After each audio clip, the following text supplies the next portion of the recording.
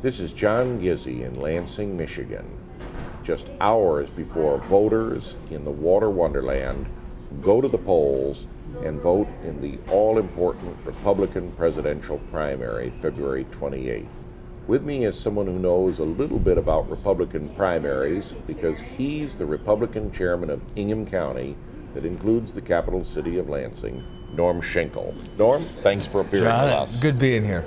All right. We're just a few hours away. Do you want to make any predictions on the primary? Oh, sometimes polls are wrong. Most often they're right. And it appears, as we sit here, that Romney will do well in the center and southeast part of the state, but it appears in the western part of the state that Santorum has an edge. Overall, I think Romney has the edge, but Michigan will elect their delegation to Tampa by congressional district. So it's probably going to be a split result, but there's a lot of excitement in the air, and just preparing for this interview, I got 4 robocalls from 202 area code. I think 3 of them are from Santorum. They're inexpensive, and I think that's how the Santorum campaign is trying to do their grassroots here with robocalls. But I'm not sure who's done well, but the media in Michigan, the radio stations and television stations, have done very well in the last week and a half with this presidential primary. Right. Now, one of the things that you and I talked about, and you even talked to our editors about, was the crossover of Democrats into the Republican primary on Tuesday. There's a long history of this.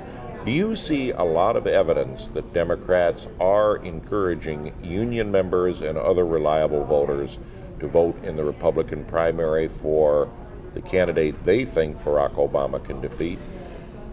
Well, John, I've heard news stories about emails being circulated. This happened most obviously in 2000 when Governor Engler then said Michigan's going to be a firewall for George Bush, and the Democrats did cross over. But then when they voted Democrat, no one knew they were voting Democrat. It was an open primary.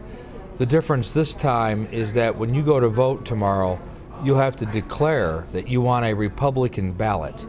And I think that declaration, it'll be public information, will inhibit a lot of people that might otherwise want to try to play hanky-panky with this process. There will be some crossing over. The friends of mine that work in the local 602, which is a large union in Lansing, the General Motors union, they tell me about the flyers going through the plant that say support Obama, vote for Santorum. Now that's just one example, but what was funny, I heard yesterday that the unions were telling people to vote for Ron Paul, and they switched to Santorum, making more damage that way. I'm not sure, but I do know that there's excitement in the air, and the issues that people are talking about are healthy. I mean, those of us that are active and watch politics, we know the serious problems we have with our country, that we're spending hundreds of thousands of dollars every couple minutes in debt, $1 trillion a year or more, and we just can't do it. So, sooner or later, people are going to wake up. The Tea Party is a great start to that, but the average voter's got to understand that, and a primary like we have in Michigan and other states and states in the future hopefully will educate the average voter to exactly what Barack Obama is doing to us.